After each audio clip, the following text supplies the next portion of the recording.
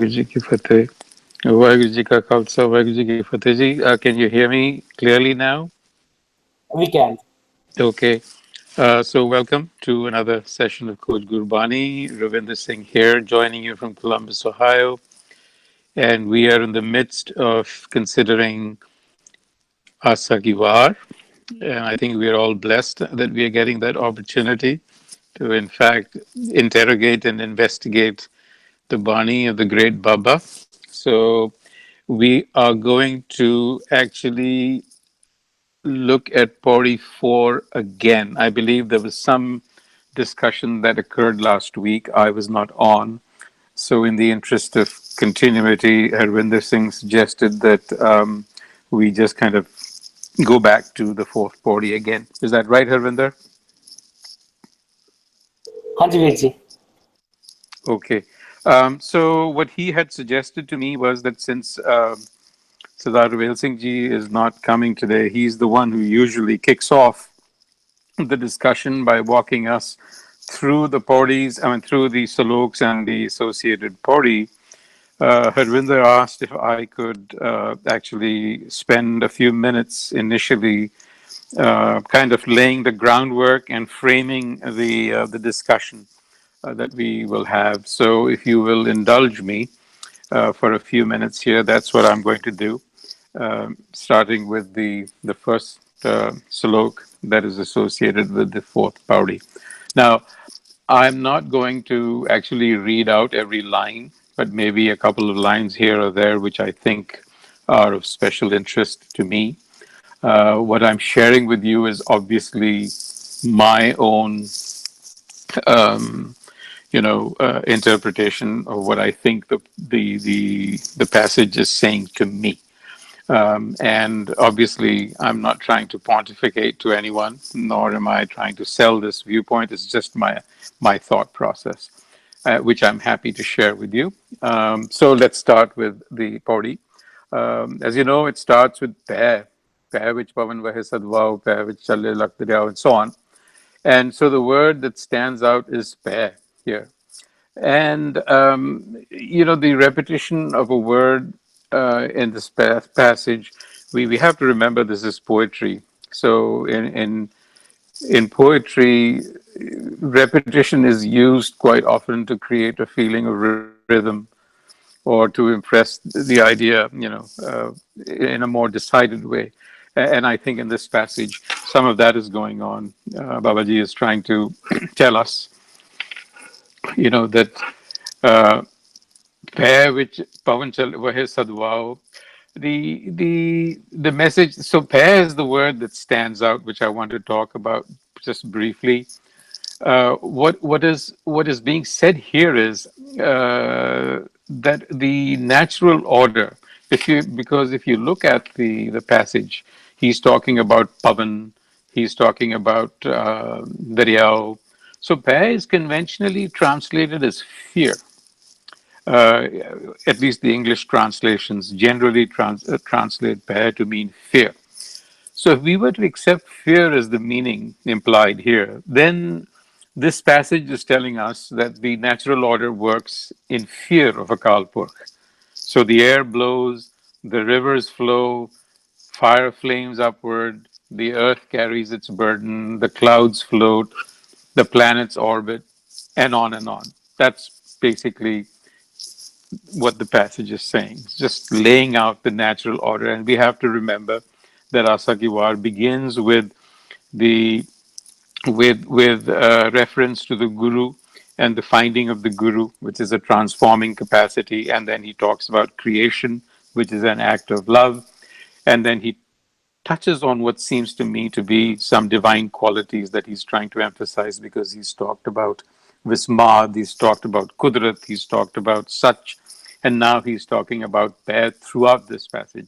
So if we were to take Pair to mean fear, then we are saying that everything that goes on in the natural world is happening in fear of him. But I personally find the idea not very satisfying. I mean, I just, to me, to use fear suggests that fear has an unhealthy connotation, because it seems to suggest that One is afraid of something that we think could harm us or could hurt us.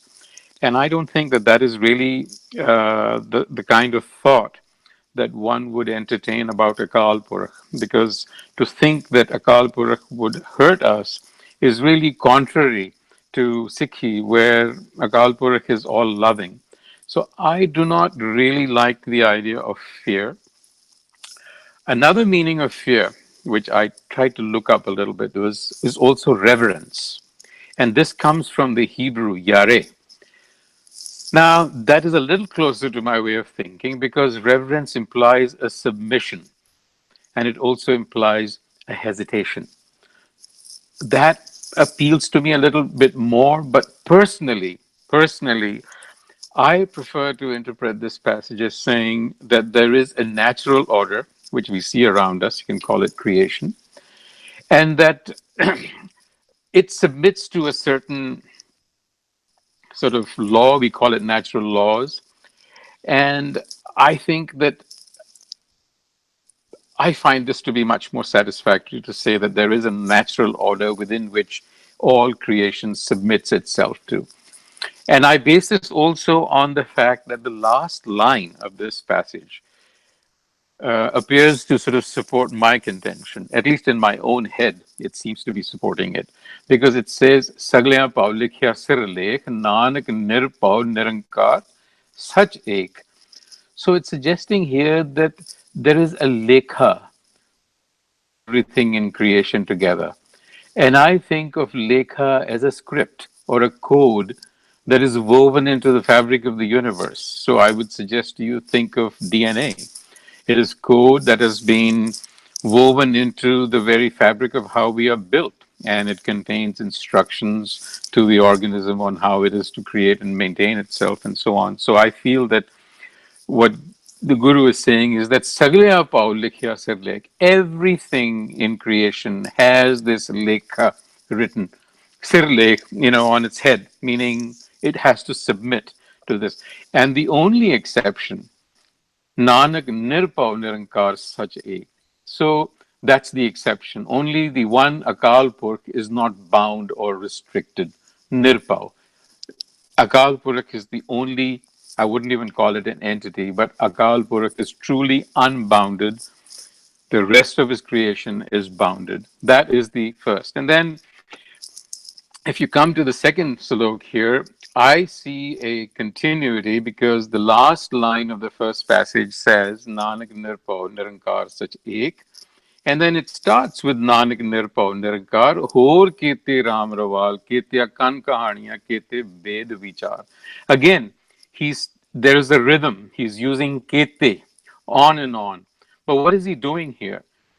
So he emphasizes the fact that Akal Purkh is indeed the one who's unbound. Everything else, every other mode of trying to explain or emphasize this knowledge is false. That's what this passage is saying. What it is saying is that I actually I found this very interesting, and I will tell you as I was reading it, Ketya Kan Kahaniya, Kete Bed Vichar, Kete Ram Rawal refers to Ram and the stories around him, and it reminded me of the Ram Leelas that we sort of saw as kids. Ketya Kan Kahaniya, Krishna, the Ras Leelas that we saw around Krishna. And then it talks about, Bajari Bajar mein. You see street performers, people on the streets trying to actually, tell you stories about myths and mythology. This was quite a common thing in India, at least when I was growing up. So here the Guru is talking about how there are all of these, and these must be very prevalent in his time too, for him to actually pick this out. But but he says, Gyan na galni toondiye kathna karada sar karam mileta paiye hor hikmat hukam khwar. And here's the big but. All of these, this reminds me as the equivalent of social media, really, that we see today. All of these things that are going on in this time is really the social media of today, basically trying to transmit messages and so on. But as he says, Gyan na galni toondiye, knowledge is not to be obtained by mere show and tell. And that is a cautionary tale for all of us who are addicted to self improvement books, for example. So to speak of this knowledge, he's saying is kathna karda sar. Very difficult to put it very simply. So the question becomes, so how is this knowledge that the guru is referring to? Clearly, he's not talking about discursive knowledge that we are all familiar with or deductive knowledge. So how is such knowledge to be accessed? Karam mileta paiye, hor hikmat hukam khwar. So karam here means grace, nadar, prasad, kirpa. So it happens through nadar. All else, other modes of knowledge are hikmat hukam khwar. Hikmat comes from the Arabic word ikma, which refers to knowledge, wisdom. So he's saying hor hikmat hukam khwar. So everything else other than this, the knowledge that comes through grace and hukam, the knowledge of hukam, is futile and is a wild goose chase. So now that's the setting. And now he comes to the Pauri. And here's the connector, right? This is how these things have been sort of arranged. There is a subject that is being talked about, and then the Pauri is giving you the sort of the essence. And it's saying, Pauri nadar kare je apni, ta nadari satguru paya. Right? So to my mind, to my way of looking at things, the question that I want to answer, or at least wish to be answered, is okay, so what does nadar mean? We say, well, nadar is grace, or it's kirpa, or it's prasad. Okay, fine. Now, the question then is, how does one come about obtaining grace? Is this something that Akal Purkh has sort of sitting in his pocket that he pulls out and distributes? How does it happen? And how do we know that it is a fair process, if indeed that is what grace is, right? So, my little sort of thought process on this is that if you examine the meaning of Nadar, Prasad, Kirpa, and Gurbani, you find that it is actually a quality of Akal Purakh, of Ekonkar, the One. So, in the Mool Mantra, for example, and this is my personal view, people say by the grace of Guru Prasad. To me, actually, I think what is being said is that the Guru is, in fact, grace itself. There is no distinction between the Guru and Prasad. It's the one and the same thing. So, Nadar is, in fact, the Guru. Then he comes down, and I talk to you guys about quantum mechanics all the time. There is a law of simultaneity there, where it says that once you access the Guru, prasad occurs instantly at the same time. They arise together because they are not separate. And then it goes on to say, "E jiyo bote janam par mya ta Sadguru sabad sunaya." So Sadguru is really the key, and Sadguru is knowledge, as you know. Or you can also think of Sadguru as higher states of consciousness that are within us, but latent to us, right? Now, I see this here. The key, the thing that stood out to me in this line was Janam, Janam Parmaya. What does this mean? I've looked at it multiple ways, and both of them are okay with me. I don't know what you think, but we'll come to that. Janam to me, Janam means life and birth. So to me, this could mean many births or a long time, right? It could imply a long time. So if you think of it as many births or a long time, then I think of it in evolutionary terms. That human life has evolved over a long time through a long evolutionary process where we now have the opportunity, because we have the apparatus to apprehend this divine knowledge. Gobind Milan ki hai teri bariya, right? So that's how I would see it if we were to take the meaning to be births. On the other hand, I personally am allergic to the idea of sort of births and rebirths. I can also view this as saying, "E jio bote," and pause there and say Janam Parmya, to say that a lot of us go around in circles for a long, long time before we hit upon true knowledge. So either way, the bottom line is this is a great opportunity. Gobind Milan ki hai teri bariya, Sadgur Jevat Data ko nahi, sab suniya lok sabaya, matlab loki.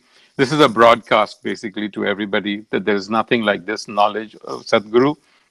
And Sadguru मिलिए सच पाया जिन्नी विचों आप गवाया जिन सचो सच बुझाया. Again, I think what it's saying is that the truth, or ekonkar, or is apprehended through this knowledge which we call Sadguru.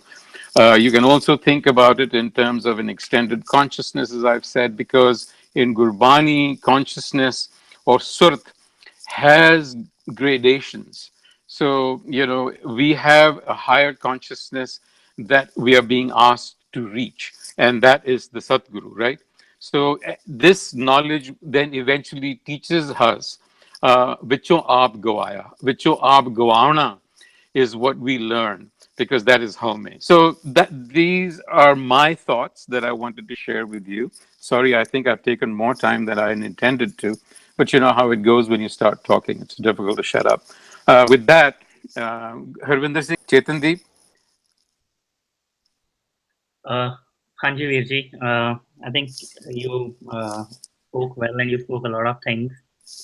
Uh, so I've been thinking about this body for a couple of weeks now, and to be honest, I haven't gone anywhere because I don't understand a lot of things. But uh, if I mean, another is obviously we can translate it as grace, and but if we translate as grace, that I have been thinking for last 2 weeks, then a lot of questions do arise in my head. Then that means who is Apani? And then there are conditions, looks like there are conditions, Ta Nadari Sadgur Paya and Ta Sadgur Savatranaya. So, I mean, of course, whatever you said, it makes complete sense about grace and other. But I'm going to, like, what I thought, I'll present an alternative view of what occurred to me. It might not be correct, but please hear me out. So, the context, it seems to me, carries from the Pauri number 3, the last pankti, Man Ande Jaram Gavaya. So the word Janam also comes there, and Ande seems to refer to something in the context of seeing. Something that cannot see is blind, is Ande. So Man, in its own blindness, or in its own darkness of blindness, couldn't see the underlying reality that Satgur is. As you mentioned, I think I believe the same thing, that Satgur is accessible to all at all the times, to each and every human being. Doesn't matter if he is a Sikh or not. The Satgur refers to the same thing. It's a higher state of consciousness, or we can put, or at least what I see, it's like the present moment of awareness that I have access to at all the times. Everybody has access to that awareness, and we need to tune into. So, uh, in the previous body, Guru Nanak said that one failed to see that underlying reality of the Satgur. It failed to connect, and hence that moment was lost. The Janam, I'm translating it as that moment was lost. So now, Nazar is again, it also comes from the word Nazar, as you mentioned previously. Nazar is again refers to something of seeing, and it relates to man ande.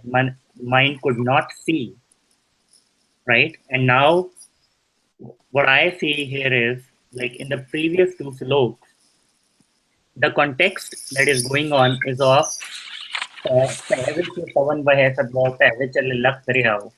So the context seems to be that the lake that has been written for you, or as you said, the instruction or code or the hukam or your natural state of being, or the order or the natural order in which you were supposed to fit, right? So that is the fair, and everybody has that. Like we are supposed to follow a natural order that is meant for us, that hukam. And the second slok also continues, Nanak Nirpo Nirankar. And it basically, to me, it all points out that Guru Sahib is telling us to be in that natural state, or be in that natural order, in that pair that is meant for us. Live in the hukam. So the way I translate Nadar Kare Je Apni, this whole phrase, is कि जे तू पाने ਵਿੱਚ ਚੱਲੇ. If you live in your natural order, if you see the Satgur that is the underlying reality of every. Basically, if you be in your natural state, then by seeing you will see the Satguru. So another is Satguru Paya. If you see, basically, if you walk in the path that Guru Sahib is explaining, Nadar kare je apni, if you live in the hukam, then by seeing you will see that Satguru that is there, that is there for us. And then again, Bote Janam Prema is like I've lost a lot of moments. Manande Janam Kamaya. I have lost a lot of moments. But then by seeing, now I can access the Satgur and so forth. And then Satgur basically, then Satgur is, as you said, right, simultaneous. They occur together. And the moment I get Satgur, I access the Satgur, I get the Gyan that arises from inside me. And then Sacho Sach Bujaya. So that's how I reconcile this in my head. So thank you, Chetandeep. That is really very interesting. So let me ask you a follow-up question, if I may. So what you're saying is, and I kind of am in sync with your thinking, that we are talking about lost moments and a lot of lost moments and opportunities. So what you're saying is that if you were to just be in your natural order, right? Doesn't this become a kind of a chicken and eggs kind of situation? So if you're in your natural, so the way that you're supposed to be, then you will see the Sadguru or access the Sadguru. And yet, how does that work? I mean, how does sort of another play in all of this? How do you get into your natural state? Because you're implying that we are not, right? That we have somehow transgressed our natural state. Right? Am I getting you right Right? correctly here? Yes, you're right. So that is the exception. You were saying like there is only exception to that.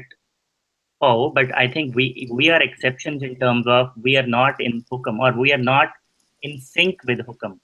I mean, everything is in hukam. Right, right. No, that is true. That is absolutely true. So But the I, question, I hear your question that you're saying that then this becomes a chicken and egg problem where how do we get in sync with the hukam or see like how do we walk yeah, in the hukam?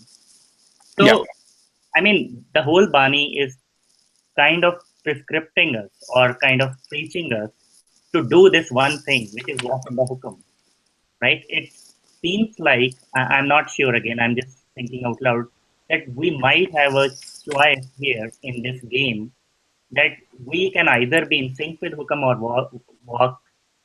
So I think, you're breaking off a little, Chetandeep. You're breaking off a little bit. Can you repeat yourself? no, so I was saying like it seems like we have a choice or it seemingly we have a choice here to either hukam rajai chalna, walk in the hukam or not. And the the thing is, as we saw in the last body, that we live too much in our head. We just keep living in our head. And Guru Sahib is saying, aap pachadna, right? To not live in our head, but to see the reality for what it is. So seems like that all we have to do is see. And I'm not sure how grace or another as traditionally translated prasad occurs. But maybe when we start seeing things or when we start seeing the reality, the grace of the Sadguru happens that we get the gyan that Guru wants us to realize. Once we Would you call it an epiphany? We get epiphanies, right, all the time. I mean, instantly you see some reality that you'd never seen before in things. if you mean by epiphany that some internal realization, then yes, Yeah, right. yeah. I mean, you're in the same world every day, but then one fine moment you get this epiphany and you go, "Oh shoot, yeah." It is so obvious. Happens and that happens when we forget about ourselves. When Yeah, we're not thinking about ourselves, we are accessing the Satguru or the bigger reality that is there. We forget Aap Gavaya, we forget ourselves and just be there. yeah. Okay, thank you. Is Warji Khalsa Warji Fateh. So I don't know when you joined, but I sort of just shared some of my thoughts on the fourth Pauri and the two associated sloks, and then you just heard Chetandeep talk about Nadar and Sadhguru. So I think, Chetandeep, do you have a pointed question for him that he should address? नहीं Veer ji. Okay. Okay, Vijay, can you just take a few minutes and kind of give us the essence of these two, the sloks and Pauri? ਹਾਂਜੀ ਵੀਰ ਜੀ ਵਾਹਿਗੁਰੂ ਜੀ ਕਾ ਖਾਲਸਾ ਵਾਹਿਗੁਰੂ ਜੀ ਕੀ ਫਤਿਹ The first shlok tells us how we are related, how is our Brahm behaving in this Pavsagar. Pa means the present state, which is Pavsagar. We are all in Pavsagar. What is happening? Which Pavanavaha Sadavao. As the air is blowing in 10 directions, so is my mind. So he is relating that thing from outside to inside. Then he says, Pa, which chalne lakh daryao. Daryao is my mool because it's connected. Daryao is that stream which is always connected to ocean. So Punjab is a land of 5 daryaos, not nadis. Daryao word comes from Ved, where one end is always connected to the ocean. So he's connected to the ocean. My other part is connected to the ocean. Then he talks about the buddhi pe, which agni kadde vegar. If we don't have the right essence of the hukam, whatever effort we do in sake of religion, all goes in ashes.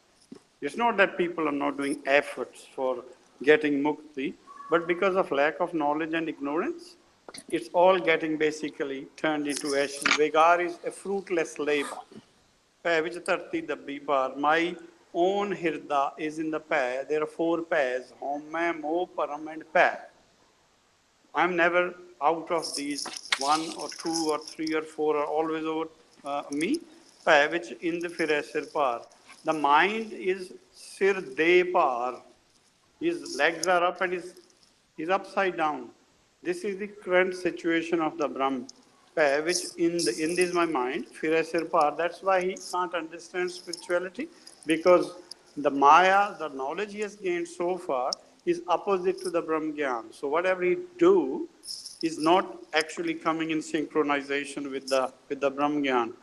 Which Raja Taram but its other end, the one is Mool is always standing outside the Dwar. They both have been shunted out of the Suksagar. They are in Pavsagar, but the Mool is on the door. He is lost. The Ind is lost somewhere in the Trikuti. Pavich, Suraj, Pavich, Chand, they are both again. The sun is stationary and the moon and the earth goes around, and then the moon goes around the earth. So this way we have so far, in all the lives, we have traveled so far within this Sagar from one incarnation to the other.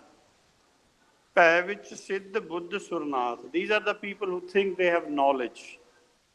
But Guru Nanak says, in Sagar, if someone is saying he's Siddha, he's Buddha, or he's a Sur or a Nath, these are the 4 categories. Which are done Akash, but they are not, because their own Akash is my own spirit.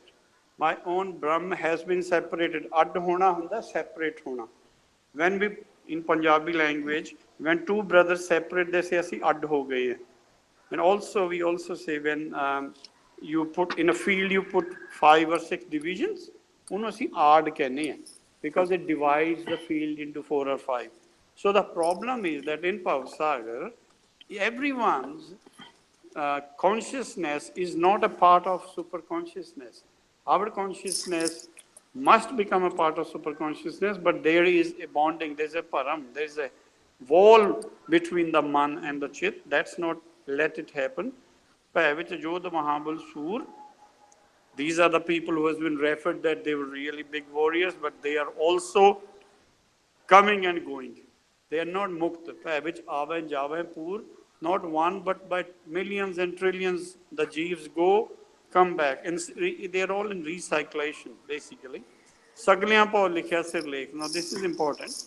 This is for us, because other Junis don't do it. They are not that developed. Their wisdom is not that high. What are we doing as humans? Sagliyan po likhya se le. We keep on writing the lake without consulting what is happening. We think we are the doers. The work is getting done through us. We don't know that. That's why they say, Jabe jane main kish karta, tabla garb joni. There are two words here. Garb is Ram Garb, Joni is in different incarnations. So he has particularly used that word so that we have no doubt that there is no recyclation happening in this Sagar. But who has left that lekha? Lekha chhada lekha chhute, Nanak nirpo nirankar sachek. This is Puran Brahm. He is the one referred in front of Oankar. This is the one who is Nirpo, because Nirpo comes as a character. For one can be described by 8 virtues. Nirpo is one of his virtues. So the Nirpo is only one who is Nirankar, as Satchikhand was saying, Nirankar, he has left. This, and he's Mukt, he's on the next stage now, on the superconsciousness. But for that, he has left the Lekha which he was writing out of ignorance. Then he says, Nanak Nirpo Nirankar Hur Kete Ram Rawal. We should discuss the stories of these people who has achieved, gone to Pavsagar, but we are discussing people of Ram Raval. We are all Ram Ravals here who are seeking mukti. Until we are mukti, why should we discuss about people who hasn't achieved mukti? Ketiyan kan kahaniyan kete ved vichar. But some people know that these stories are only fake, but some know they are Vedic stories. That Krishna is not outside, Krishna is within me. The Ram is not outside, Savekat Ram bole. There are some people who know that it is a Ved vichar, they discuss it accordingly. Kete nache mangte, this is all about, what is happening even today, all these Ragi Tadis. They cook up stories and keep on telling as they were with Nanak and all that. So, but they never discuss what is the theme of Gurbani. Bajari Bajar mein aay kade bajar. It's just like a market where everyone wants to make a profit of money, but not spiritual profit. Gave Raje Raniya bole al pata. They just sing the stories. Raja, Ram is also a king and Krishna is a king. But they were not born as such as they are shown. They are within us. We need to understand that. Lakh takyan ke mundre, lakh takyan ke har. This tuk is very important because up to Nanak's time, it was taka being used. Someone who has made a story of 20 rupees doesn't match with the takas. At that time, it was only takas were used. Although they are wearing those expensive garments and whatever jewelry, but they all, their bodies go, they still survive. The things that they're wearing have more life than what they are. Jittan paiye nanka setan hoven char. Gyana galin tundiye katna karra sari says to explain Gurbani is really hard. You can't cook up stories and try to explain it. Karma mile, karmi mile ta paiye. Then he says it's only through the bakshish. Or hikmat hukum khwar. There is people, there are faiths who have tried to tell this, but there is a hikmat is hit and trial. Hikmat is like, you can say I have a headache, you may have a virus, you may have this. It's just a hit and trial. But the proper doctor understands what you suffer from. He understands your rog and he give you proper daru. And then they start with the Pauri. Nadar kare je apni. If it relates with this, the last one, karmi mileta paiye.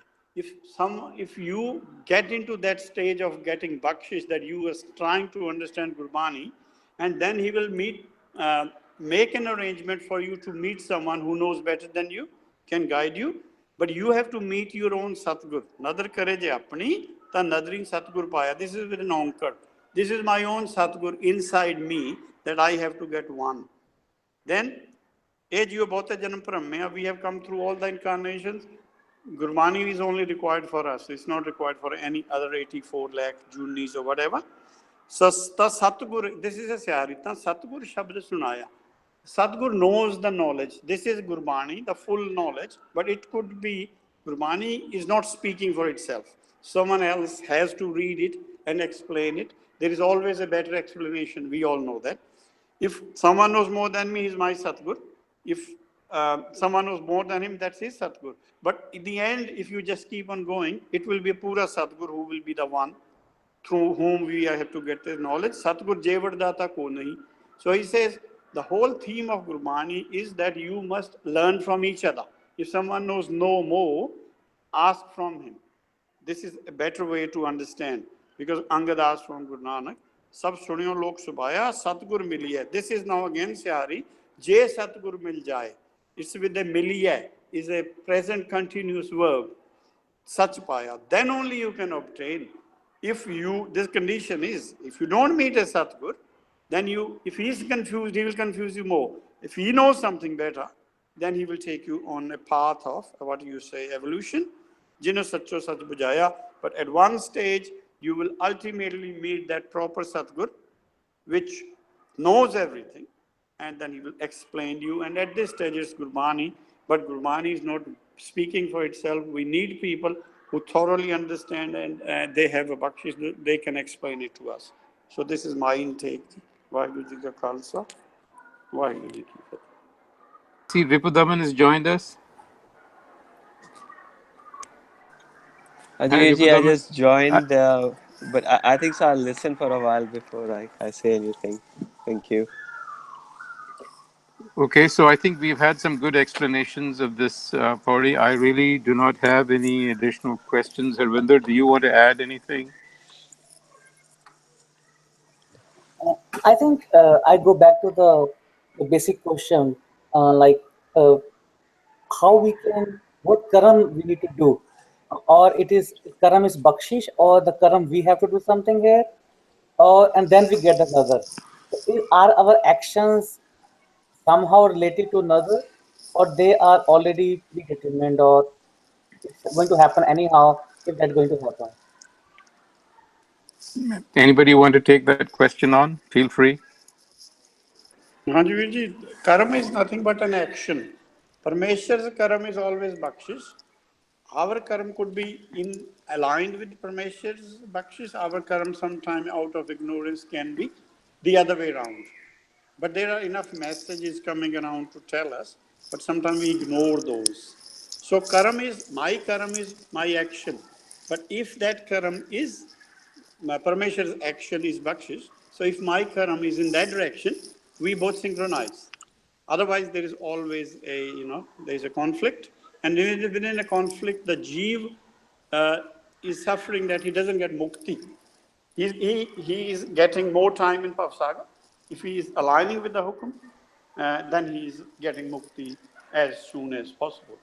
That's my intake on this. Haji, thank you, Ji. Anybody else have any other observations to make on this story and the passages we've discussed? Very, I can add one more thing. So when we say our action, so how our action should look like? What should be doing? I'm pretty sure it is not doing the part or kirtan all the time. So what our action should be? In the end, if we understand that all the actions are being done by the higher consciousness within me, that is the first step. We we can't disagree. We tend to disagree, but we have to accept it. If something goes wrong in my family, someone's family, we tend to disagree because of lack of our knowledge. But if we understand that the big Karta is the one who is leading the show, everything is done through him, that is one of the biggest karma we can do. That we accept as it is without any disagreement or any conflict. So this is the best thing, best action what I can do from my side. But if I have conflicts that why this happened, why didn't I do this? There is no answer to those whys. It was to happen, it has happened. Accept it. So this is our karma, which we have to do from our side. So, Harvinder, I would sort of second what Gurjit Singh Virji is saying. You have to rid yourself or disabuse yourself of this notion or idea that What's the meaning of bhay? Uh, and if bhay and bhav in the first slok are being interpreted identically or not, and if you could contrast its meaning with nirbhav, as in nirbhav. So what happens typically in explanations is that when we use the word bhay, modern translations and discussions don't interpret it as fear at all. We typically tend to interpret it as in command, in hukam, in the law, that kind of a thing, connotation. And bhav, is kind of a synonym of that itself, right? And then, but when we talk about nirbhav, as in the quality of God itself, then we say nirbhav means fearless, right? Then we don't interpret it as command and all that. So I wanted to find out if you guys have had a discussion with respect to that or not. If not, then I would like to hear your opinion on that. We had a brief. Are you asking me that question? That's a very tall order. No, I'm asking the group this question. So. Okay, Chetandeep might want to go. So I touched briefly on it because I tend to interpret Nirbhav in the Mool Mantra as Nirbhav Nirvair as not being without enmity. I translate it as something that is harmonious, without any opposition. So it's in harmony. That's how I see Nirvair. And Nirbhav, I don't see as fear. I see that as spontaneity, something that is spontaneous as opposed to something that is under the control of something. So that is what I was talking about. That here to me, again, is not fear as much as it is the natural order of things, meaning things follow a certain sort of scripted, instruction for them to be, in a particular way. There's also relates to current systems theory, which says that your structure will determine of a system will determine its behavior. So we behave in certain ways or do certain things because we are constructed in certain ways, right? So Pao is a very closely related term because it includes in there a feeling of love, right? So I also talked about reverence. So sort of a reverential honoring of something of God. That's what Pao can mean. But It's a sort of a different emotion. that's That's how I'm pao. thinking. But that's pao, not pao, right? That, Pao, Pao and Pao I see as a plural of Pa. I could be completely okay, mistaken okay, because at the end it says Saglya Pao. So I'm saying he's using the word Saglya Pao, so it must mean a plural of Pa. okay, okay. Got it. That's my thought. I mean, Yeah, I'm just that's very sharing. consistent. That's consistent. Thank you. Yeah. Ketandeep has some good thoughts in his head. He doesn't share them very often. Maybe I wanted to reply or try to answer Harvinder Vijay's question before. Yeah, I was trying to answer that, but I was shut off. Go ahead.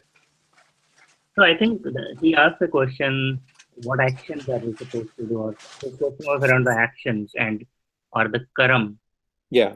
Yeah, I understand is at least Gurbani tells us very clearly that all actions are futile. Like there is nothing we can do.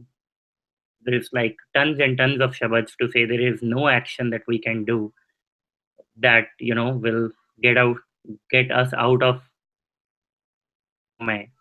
So instead of using the words karam or actions, I would like to again go back to this body, and what this body is asking me to do is to see the reality.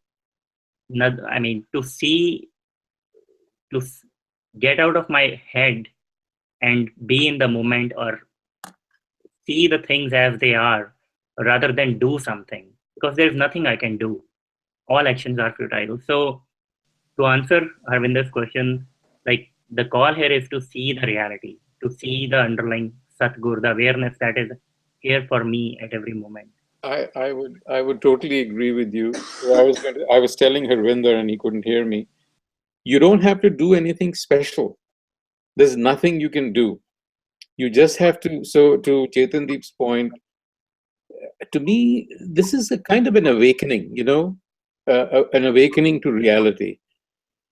So once you begin to understand that something is working through me rather than I'm trying to do something, I have the freedom to work against this something, but that would be like going against the stream of the river, and it only causes all kinds of trouble.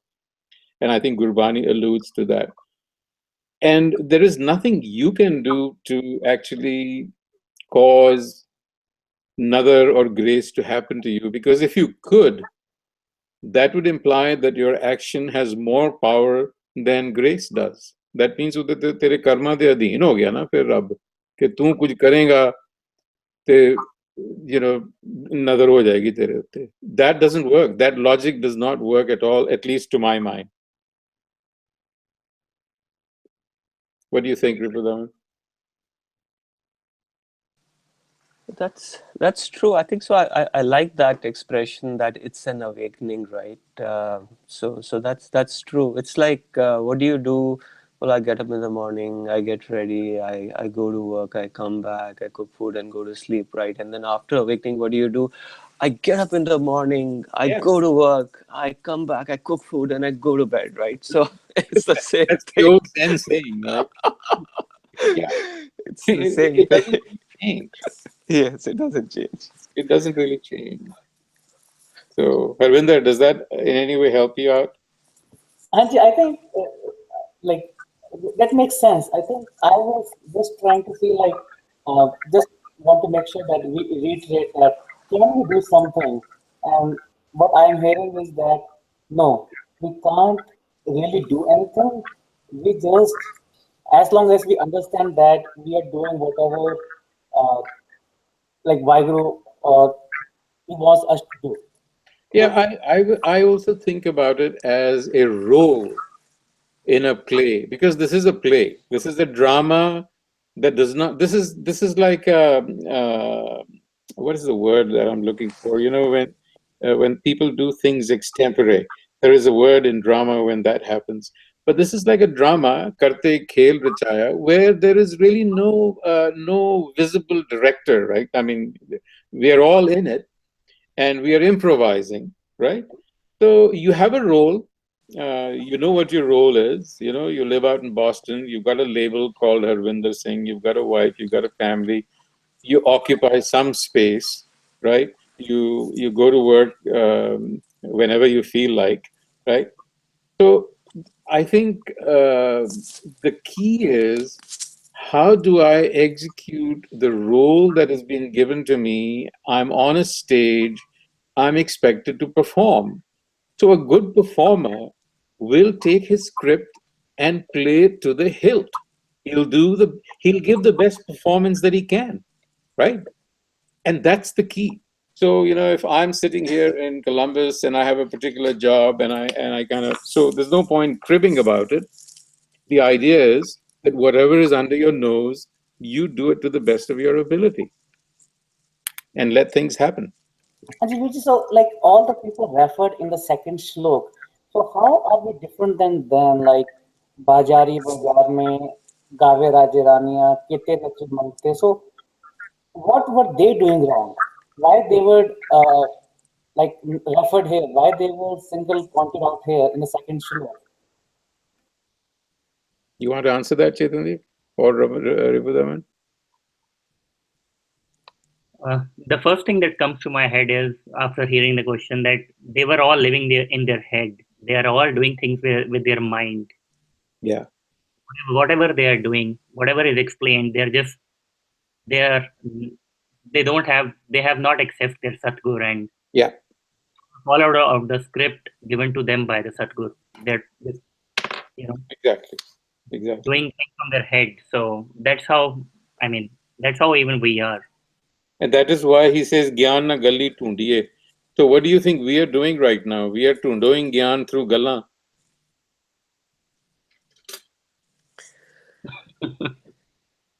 Yeah. So No, I mean seriously. This can be addictive. In itself, yes, if we are just doing it for the sake of, Yeah, and it does happen, I mean, unless you really keep a handle on yourself.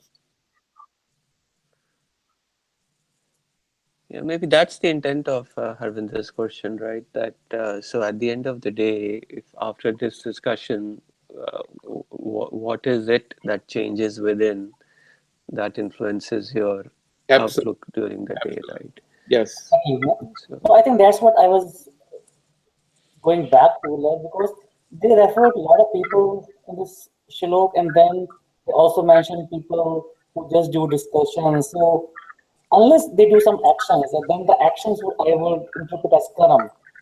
So we always keep saying that we need to learn from Gurbani and implement in the life. So that's what I was going for, that implementation part. If everything, I just need to live a normal life, then how is what I'm learning and not implementing is different than Gyana Galiyat 28. I couldn't hear him too well. But Harvinder, you're trying to implement it in real life, right? Let's take it at a very personal level, right? So after the discussion, then during the rest of the week, what actions do you do typically, to keep that discussion alive in your head and perform those actions as part of, your daily exercise? So let's reverse the question and ask you the same. So how do you live the gyan during the week? So I would add to that, Ripudaman. I would say that, the last Pauri of Japji Sahib, right? Nadri Nehal. And Chetandeep made, an important distinction, because Nadar is also vision, seeing, in addition to Karam, right? As in grace. I think personally that there is associated with all this a very distinct life pattern that you have to start living. And that is in the 38th Pauri. I think that is the sar of how to live life. So it may be a good question for all of us to sort of go back to that litmus test and say, okay, how much of this is happening? For starters. Yeah. For starters, right? Yeah. What you said brought something in my head. Like when you said the word vision, so this can also, like the thought that came to my head is like we are all blindfolded. We are Yeah. all like ਅਸੀਂ ਸੁੱਤੇ ਪਏ हैं. Like the whole Gurbani is a call for awakening. Like jago. Yeah. इस ग्रह में कोई जागत रहे. Right? Good job. Yes.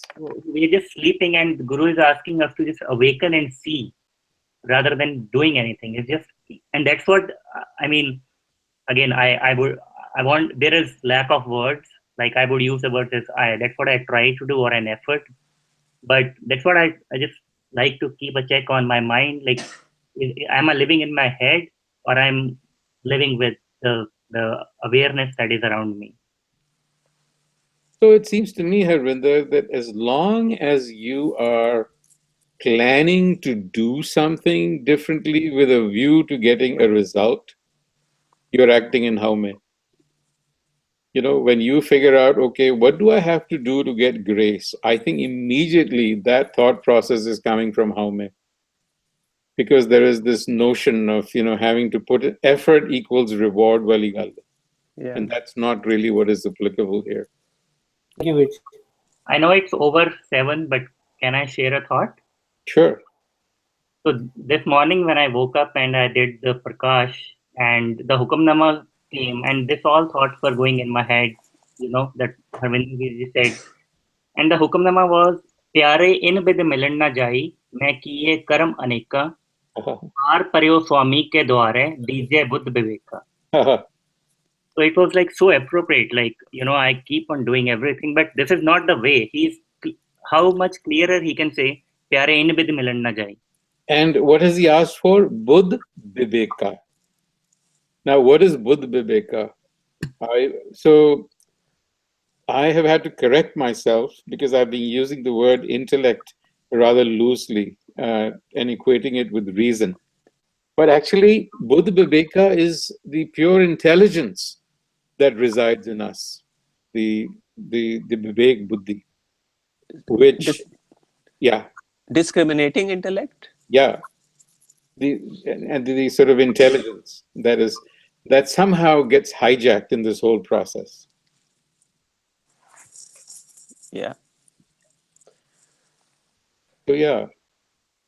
चंगा जी 10 बज गए ने मेरे वास्ते. फतेह है फिर. वाहिगुरू जी का खालसा. Ji Fateh. फतेह. So